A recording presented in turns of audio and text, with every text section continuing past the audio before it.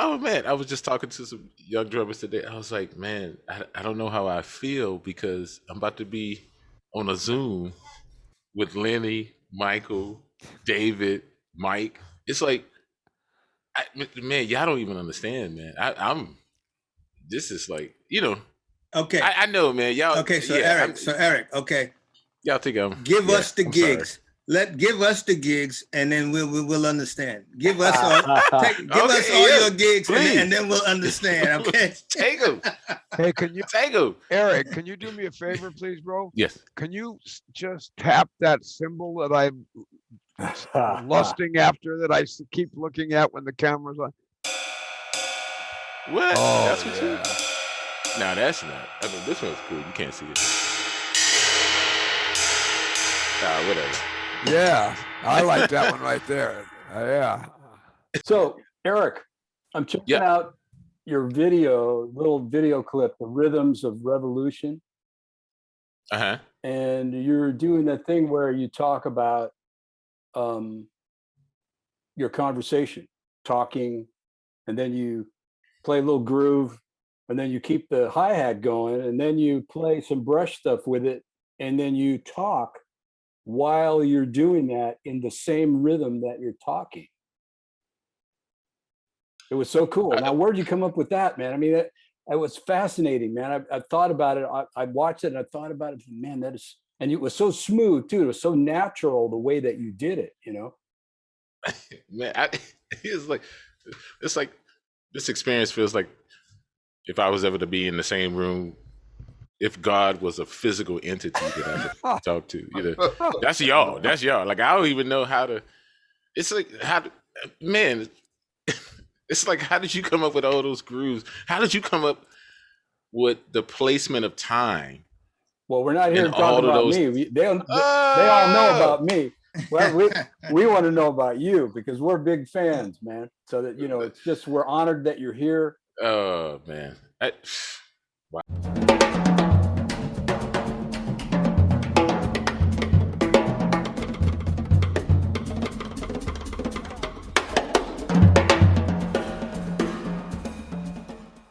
Man, so inspired by all of you. Like, I just, the lineage and everything that has impacted me, I feel like led me to that.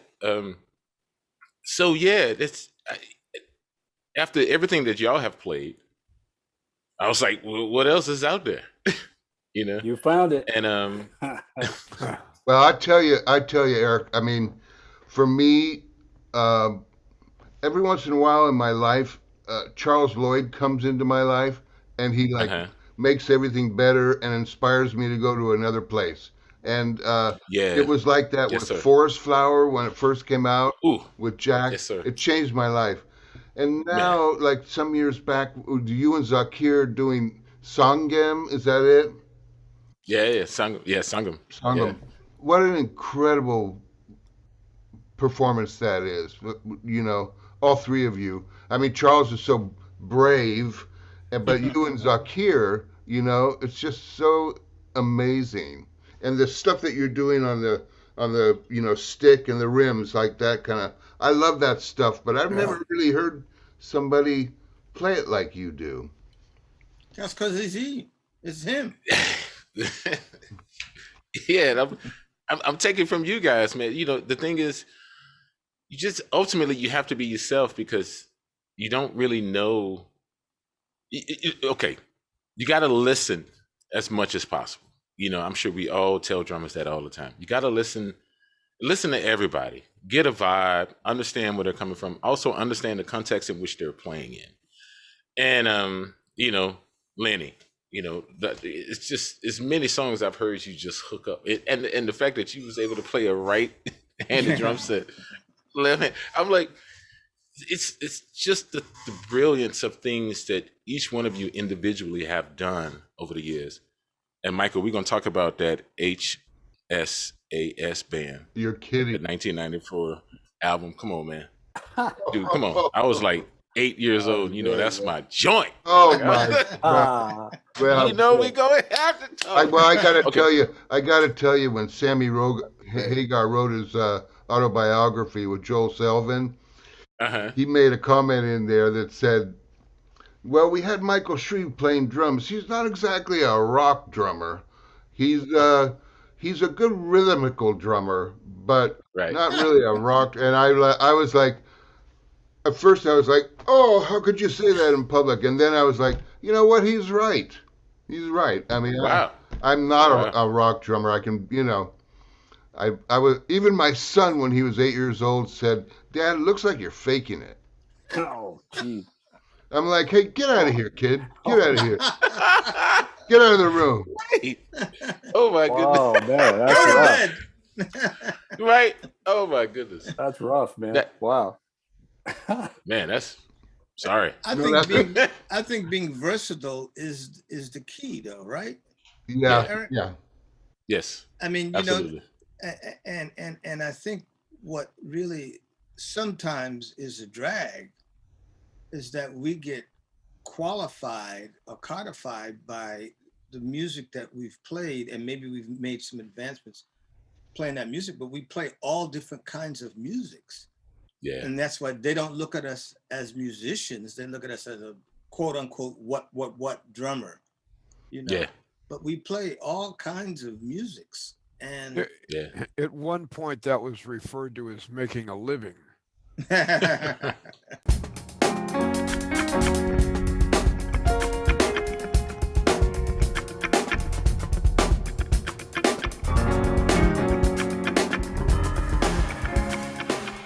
I have this thing that I work on. I call it like on and off days.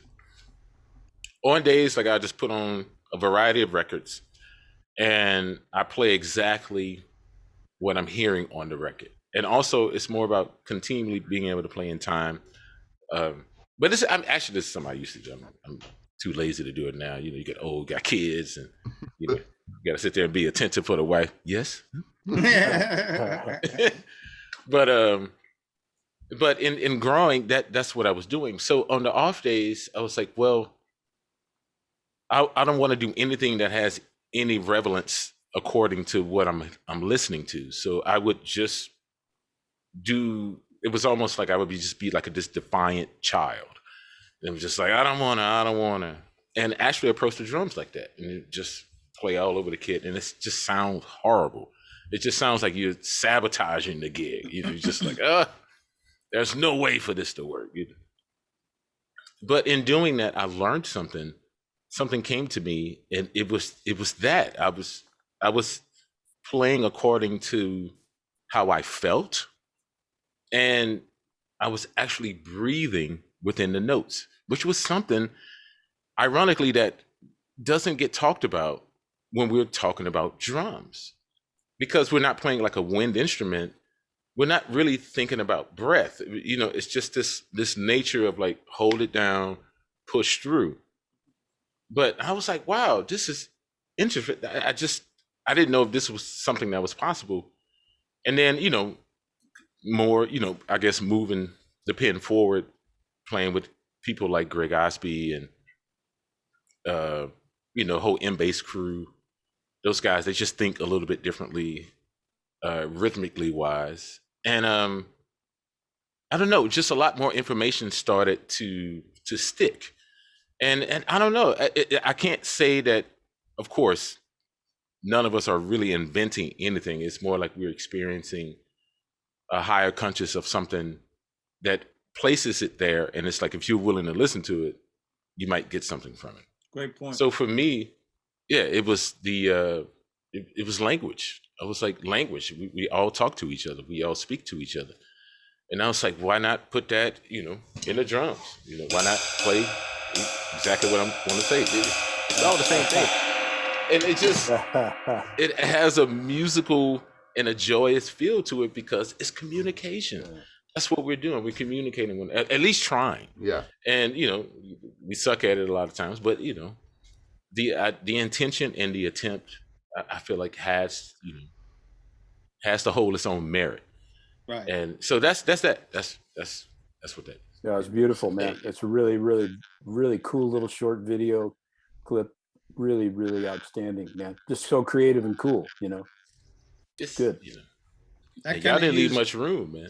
I kind of use word association sometimes too in teaching. I had this thing that I showed everybody here, and I showed to David. Still got it. Yeah. But like I did in comping, the students come and they say, well, like, you know, they would play and they play the same pattern every time on the snare drum. So I wrote out an exercise where you play 4 on the bass drum, feather the bass drum, and you play hi-hat on 2 and 4, play the ride pattern. And then you play Max, Roach, and Elvin Jones. Max, Roach, and Elvin Jones. And so, and it's like a swing pattern. It's instant swing. As soon as you do it, it's instant swing. So I was using word association, somewhat like what it is that you were doing when you play things, and you just, because language is such a rhythmic thing, and we really don't look at it like that. So I understand what you were doing with that. That's brilliant.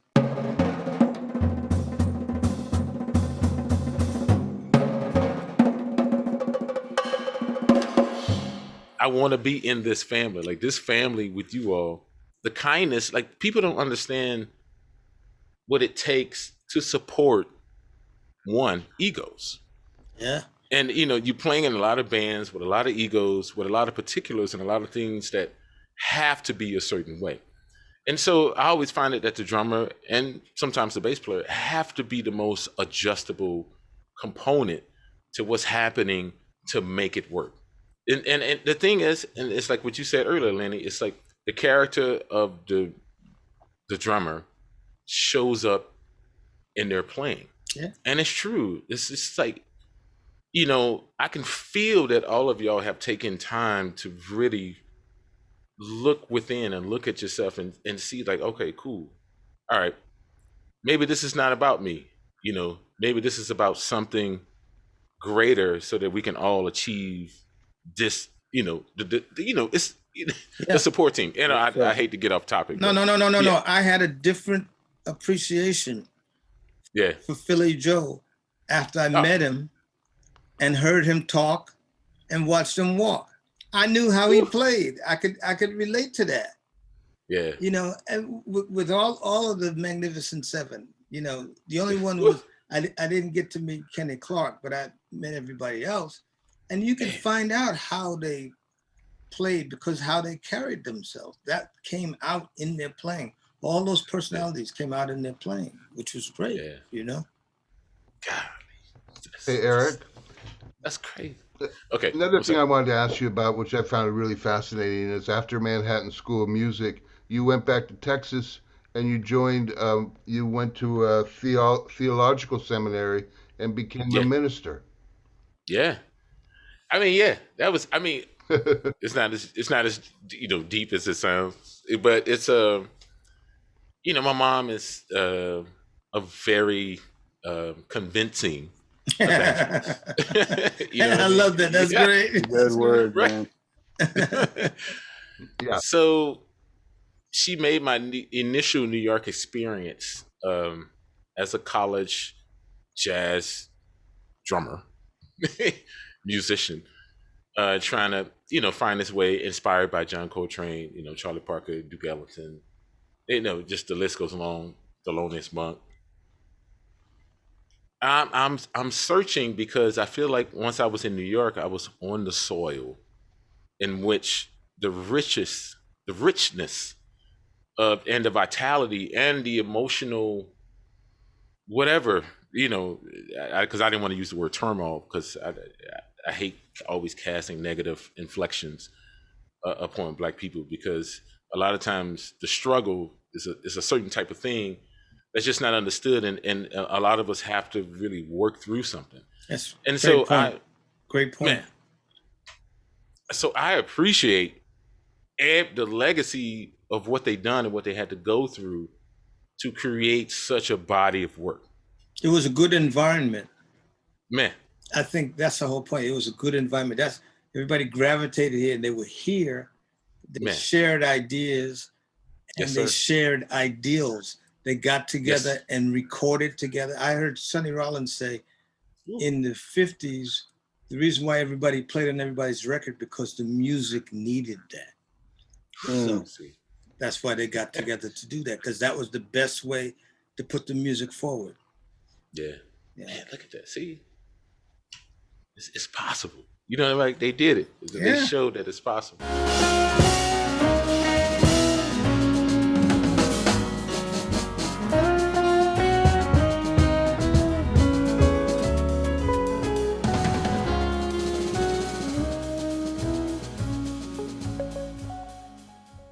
Man, if you ain't got no rough edges in your life, I don't really foresee you really growing. Like there's just, without challenges, there's just, it's impossible, you know? Great point, man. Great point. Yeah. So is your mom comfortable with you, with your life now? I mean, is she, you guys? She's cool. She's cool. Yeah. She's great. Yeah. She loves the struggle and she's embraced the struggle for herself. And yeah, now we just talk about it. It's fine. And I think mostly so, like now I'm no longer blaming. You know, that's that blame game too. Like that also happens even on the bandstand. It's just like, I remember this is great. Different times when I was playing with Terrence Blanchard and he was going through bass players and I would just blame them like, man, you know, see, man, they don't hold it down, so I can't get to my thing. And I was like, wow. And Terrence being just a great guy and having been around Art Blakey, you know, he was just always like, yeah, man, you gotta let the punishment fit the crime. And I was like, and I know he was talking about the song and he was just talking about commitment, but then it after a while it started to resonate. I was like, oh man, it's me. Like I'm putting my lack of certain strengths on the bass player. I was like, I expect them to do a certain thing so that it can free me up. It's like, that means, so that taught me a whole different thing. I was like, okay, I have to really work on this aspect of myself that I can be my own self and even support the bass player, because, you know, you start playing with, you know, people like Dave Holland. Dave Holland is the most grounded bass player ever, but he will change it up on a heartbeat. That's right. You know what I mean? Like he'd just be like, stuff just start winding up and you'd be like, all right. And you know, and if you're not grounded within yourself, it's easy to get lost. It's easy to just, the time things start shifting, you know, 1 starts to feel like 4. And you're like, wait a minute. Can somebody help me out? Where's 1? So those things became the blame situation was a key component for myself, because I had to really look at me, because I was trying to cast something that was a flaw of myself onto someone else. Trust. And trust. That's what it is. You trust yourself. You trust yourself, and then everybody starts to trust you. Ooh. And then it becomes real. Oh, that's absolutely true, man. I think that, you know, the number one chop we have to have is have our mind in the right place. You have to have your thinking right. You have to have your thinking straight. That, to me, that's the most important skill right there. Understanding who you are, what you're supposed to do, have vision. That's right. And that takes a certain responsibility. Yeah. And you did that, Eric. You did that. I mean, you took a responsibility when you went back home. And that grounded you. And so that's what it is. I mean, and all of the different things that you do now, everybody trusts you, man. That's what it is. Right.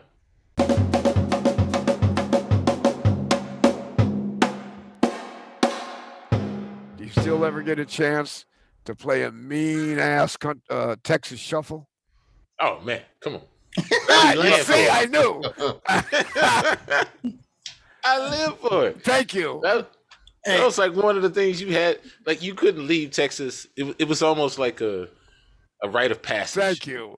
Yeah. If you can't play a Texas shuffle, you be like, everybody just look at you funny. Exactly. Are you sure you're from Texas? Right. Eric. Maybe That's from right. Arkansas. That's really got its own way, doesn't it? A Texas Shuffle. That's got its own, whatever you want to call it, properties or something. It's just another thing that I've never heard anywhere else. I had to do it a lot, and I didn't know how to do it. And a lot of great drummers showed me, and I got my version. I'm not from there, but I can kind of pull it off. And but I remember walking into the joints, man, and hearing that going on out in the parking lot, and it was I'll never forget it. It's just joyful, man, and more. Well, the funny thing is, like, there's a bunch of different backstories to the actual shuffle, and because I thought it was like from a like a discipline, like someone really wanted to support and ground the music, but I started hearing through various resources that it's just because everybody got so drunk that it was just like it was just so easy to sit there, it was just like. You know what I mean? It was just a vibe. Like, it was like, all right, here we go. This is working. And I was like, wow, that's deep. Because, cats out here now, like, man, how do they just sit there the whole time? Just don't even move. But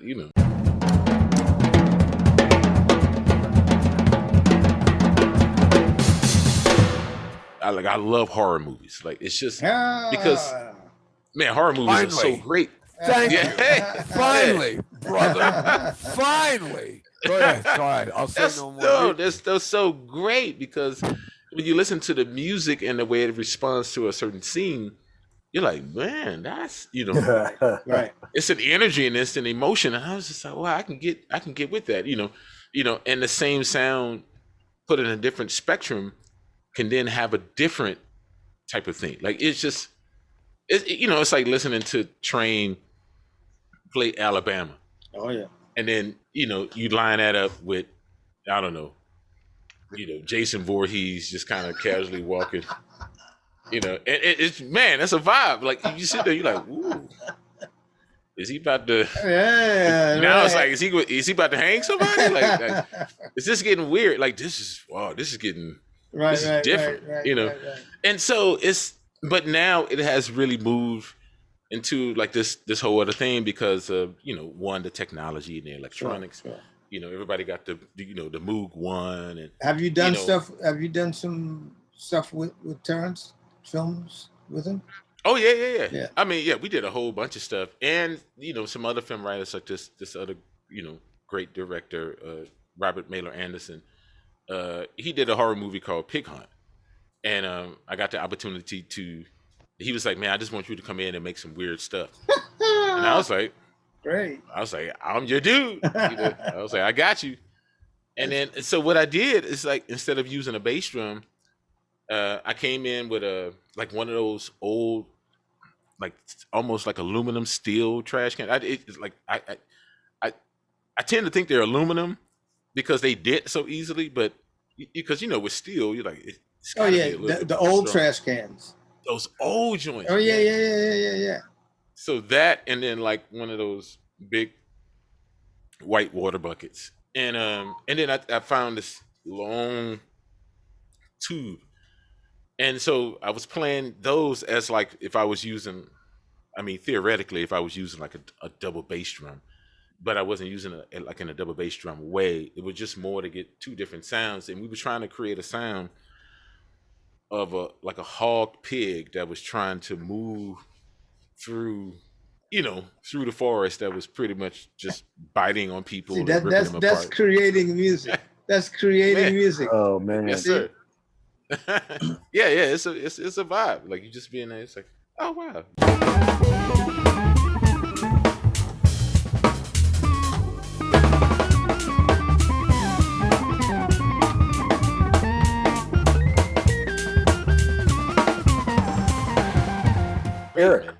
Eric, Yep. let me ask you something about SF Jazz. Your time with SF Jazz. How did that happen? How did you get selected? Because you were like an artistic director or something when you were there.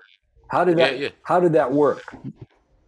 Well, okay, so I was part of the collective first, the SF Jazz Collective, and that's pretty much a member of the collective voter-based process. So like before me was Brian Blade. Brian Blade, he did 1 year, and everybody know Brian. Brian's like, you know what? I just want to go back and play guitar and folk music and stuff, because what a lot of people don't know that Brian's brother Brady is the actual drummer. Brian is not a drummer. Like, he just became a drummer because his father, as a pastor, made him play drums because Brady left. Brady started playing with Seal, everybody, David Matthews. Yeah. The list is just, and so I was like, wow, I found that interesting. So it takes a lot for Brian to stick to a drum trio. I mean, now it's like, okay, everybody's just, but that's what you love about Brian, right? It's just like, he's just kind of weird on the drums, but somehow he still has an innocence that's not tainted by the. That's right.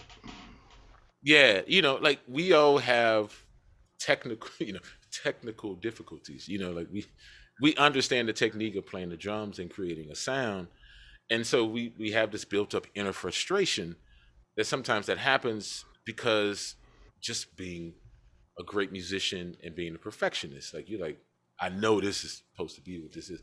Brian doesn't really have that. He just throws it out there. If the snare falls down, he's just like, I'm gonna throw it across the room. And it's just like, people love that. It's cinematic. Yeah. Drummers, we like, wait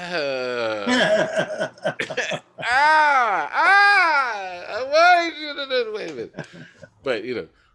But that's the love. That's the, but I'm saying that to say, so Brady was the drummer, and I'm thankful to Brian now, just being just a great human being, just a great musician.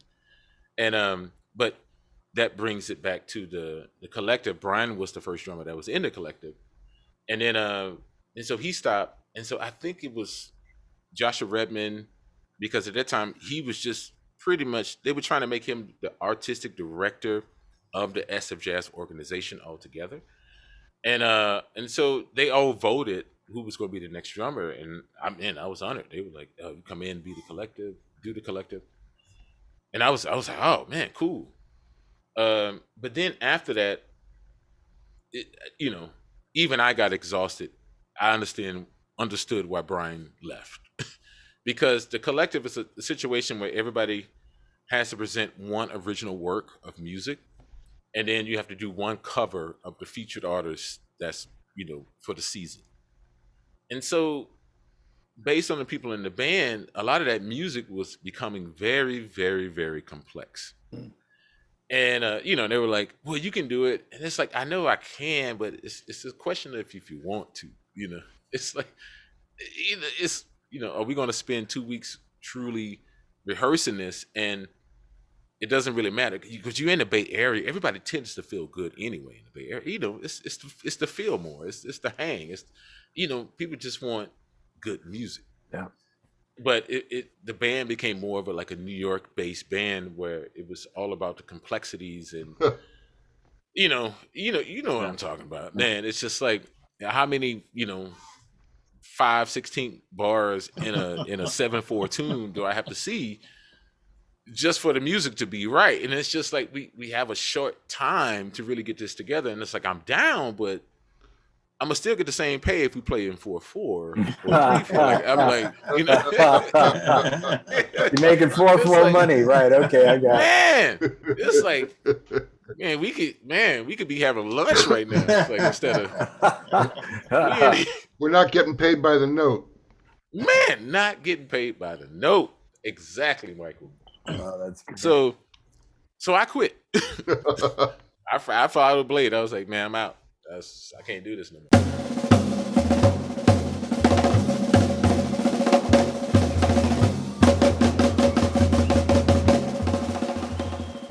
Charles Lloyd.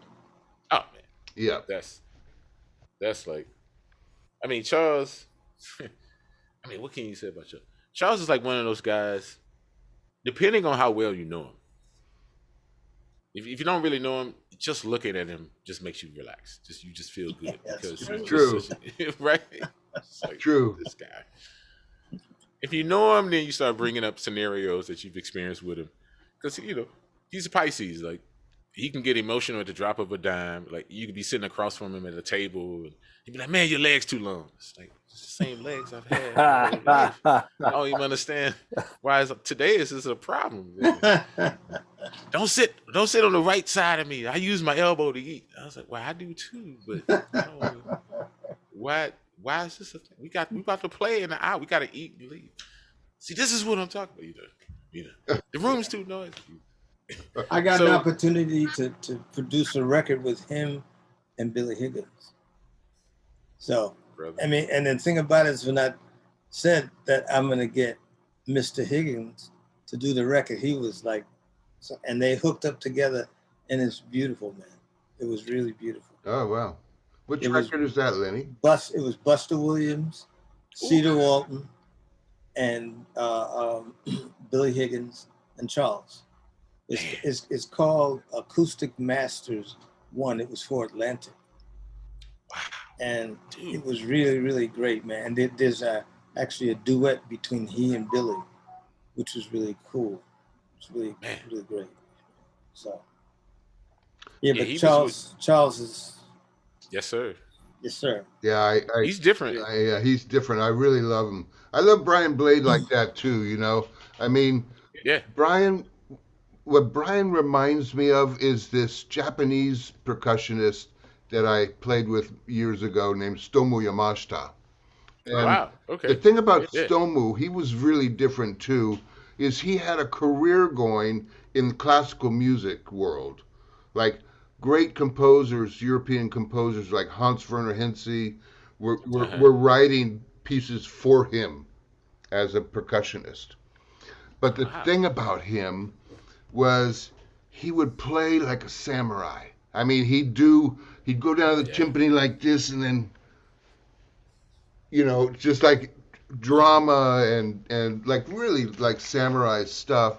And then he left that and started an avant-garde theater group in London, just like a different kind of dude.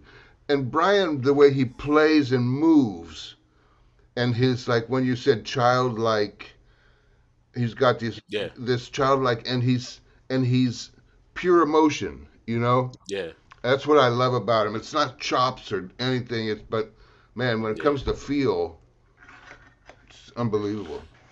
Well, I mean, and I'll go out on a limb and say this, but there wouldn't be no Brian Blade without you guys, because I don't think, I think Brian Blade, really benefited from the visual component of being a drummer. Whereas, you guys, it just wasn't the same back then unless there was a music video that was created. And most of the time, if it was a music video, cats tried to hip it out. It's just like, you don't really watch the cats actually playing. You kind of trying to play or replay something that you did in the studio, and it just wasn't the same thing.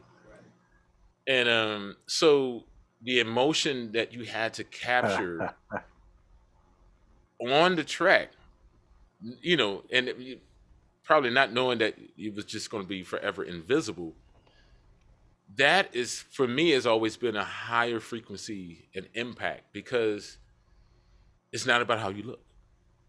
It's not about, what you're going to do that the audience is just going to be moved by. It's like, you got to play a groove, you got to play a nuance, you got to play a feel, you got to do something that's rememberable. Like, people will be like, man, have you heard that album? Have you heard this song? Because now, with Instagram and everything, now, like, everybody's just busting out, 1 minute clips of what they probably practice on the last 2 weeks, Yeah. And so people think it's the next hot thing, but I'm like, me and my brother, Jason Moran, we talk about this all the time. You got to give credit to those who have to play a full set of music, who have to play a full tour and be there and be responsible for the tour and show up and knock that puppy out day in and day out. And I don't think a lot of drummers get enough credit for that. I don't think a lot of drummers get enough credit for, just being professional, just showing up and being available, with all kinds of things happening and locking that groove in, playing that significant feel. You know what I mean? Like, it's just, these are the things that y'all have done. And I'm like, you know, and you're trying to tell this next generation, they're just like, yeah, I think I know that. It's like, Boy, no, for you real, don't for think you real, know. man. Check that out. Check that shit out, man. Because it's like, you know, you listening to some stuff that's just it just doesn't even okay. It doesn't have. It doesn't. I was about to say it doesn't matter, but I don't want to say that. That's horrible. No, But I it just understand. doesn't have the substance. Like it's that what you listen to is coming from something else that's deeper, and it's just rooted in something. You know, give it a chance. Just give it a chance. Give it a chance. Give it a chance. You know.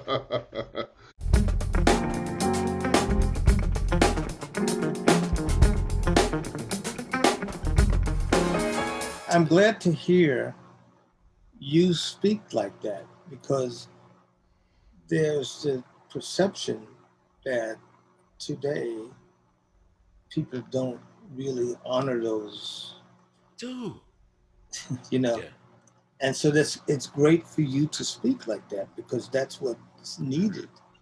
Man, we got it, man. Cats, you know, especially now with the whole coronavirus thing, everybody just pent up at the crib. You know, it's bringing some honesty out of people. Yeah, it is. And I love it. I love that we're willing to talk about certain things. Before we were just busy.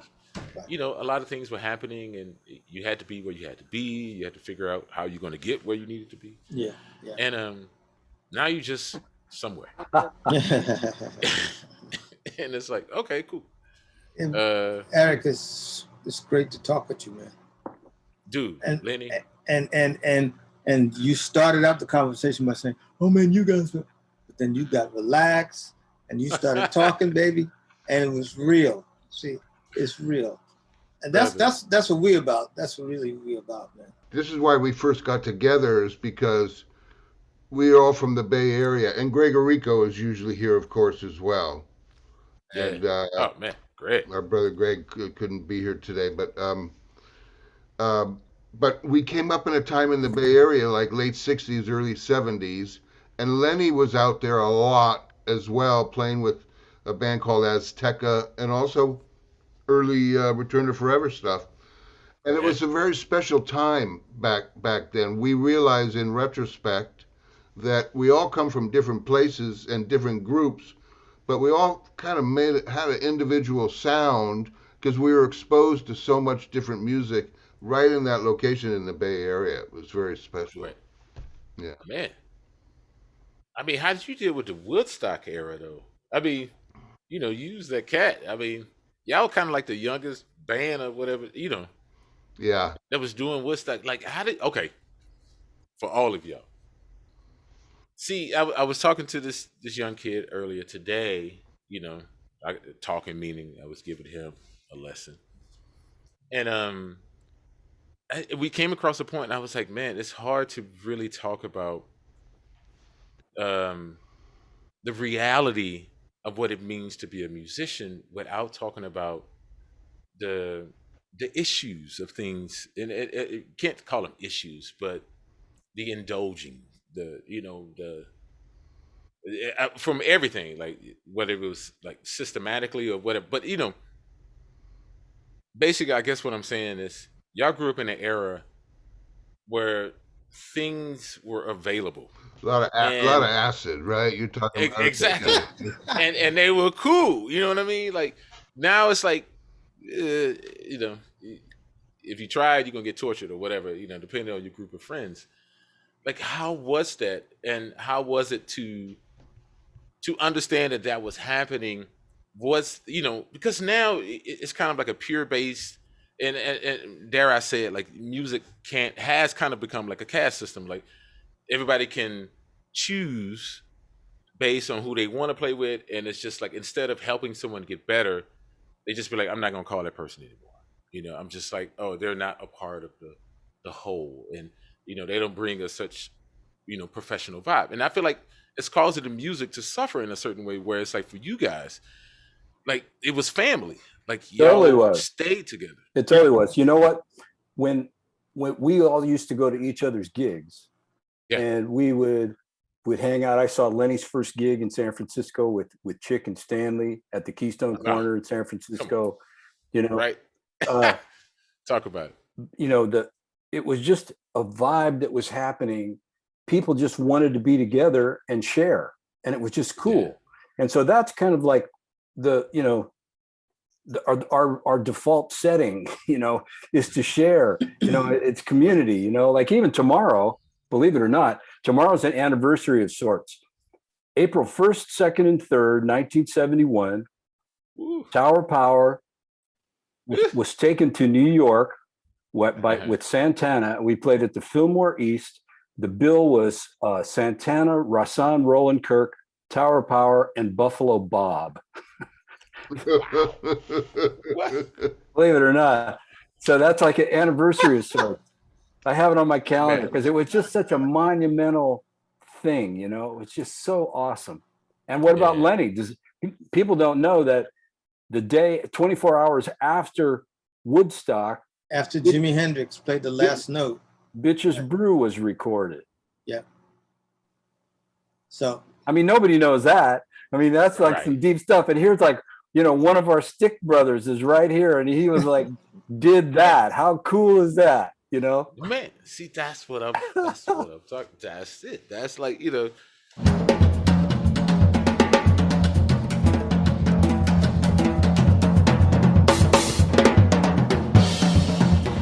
time out, guys. I gotta leave. We're just getting started, Len. Yeah, I know, but I You tired? You gotta go lay down? No. Eric wore you out, man, with philosophy. We need to get heavy on you. We're talking about Buffalo Bob if you want. You got in there.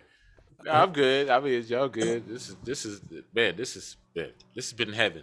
Yeah, you see, Eric, it wasn't all that. See, I just knew it wasn't bad, was it? Yeah, I knew like a few minutes, and you was gonna relax. And it's gonna be cool, man, because that's what it is. It's all about love, really, for real, man. Yeah. I mean, we talk to you to glean information from you, and we cherish and give that information to everybody else that wants to chime in and listen to it. We might put you in a situation, right? We might put you in a situation that's a little bit different because there's 5 of us that do the same thing, talking about what we all do. Yeah. So, yeah. That's so needed, man. This is like some legit like therapy. It's just exactly. And it is for us, that's for sure, man. Man, this is man. Well, Eric, yes, sir. We started in April, and for 6 months we didn't have any guests, and we just talked to ourselves three times a week, Eric. 3 times a week, man. What? Yes. 3 times a week, and we recorded all of them. Yes. So it's just us talking, just. We got all Mike Clark's curse words on tape. Oh yeah, right. We got 6 months of Mike's curse words recorded. It's artful to be able to curse. My father was better than I am. He could lay it out, and it was artwork for him. Eric, man, best to your family. Yes, sir. Best to you. Thank you, and all that you do, man. It's very much appreciated that, like, you're one of the cats that came up in the lineage and is keeping that going. Yes, sir. Come back, man. Come back anytime. We'd love to spend more time with you, man. We appreciate what you do. Oh man, y'all gonna make me cry, man. This is what people live for. This is it. This is like, okay, this is it. Thank you. Thank you. Thank you. Thank you. All right, fellas. Have a good one, everybody. Word. All right, brothers.